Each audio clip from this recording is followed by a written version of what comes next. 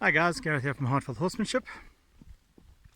Just busy on a ride on Dreamy. I thought I'd catch up on putting a video together, video out.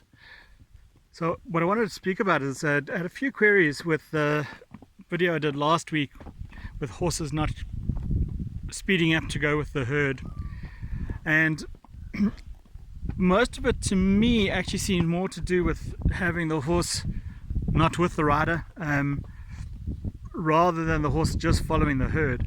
The horses weren't prepared enough to stick with the rider.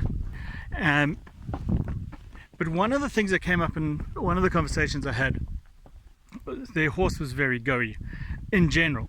So it was less to do about following the herd and more to do with the fact that the horse just wanted to go fast the whole time.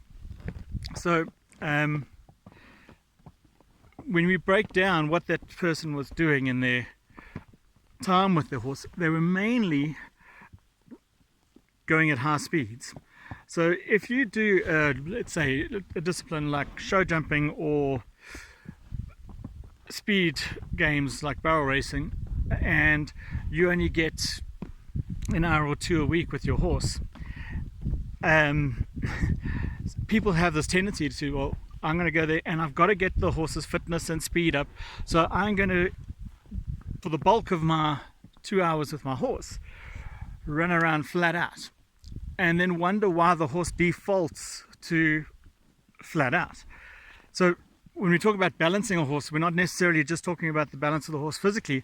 The emotional or mental balance is, what do they expect? What is their neutral when you put your foot in the stirrup? So if you want your horse to be with you most of the time, you have to have a balance of how much you're doing at the higher gaits, how much you're doing slowly and standing waiting for you. And yes, it does get very challenging if you've got aspirations of winning the jump off or getting the good speeds in a barrel race. You need to have your horse really fit. Put your aspirations aside if you only get 1 or 2 hours a week, because you can only do short periods. So I'd say only 15 minutes per hour of the higher gaits really opening up.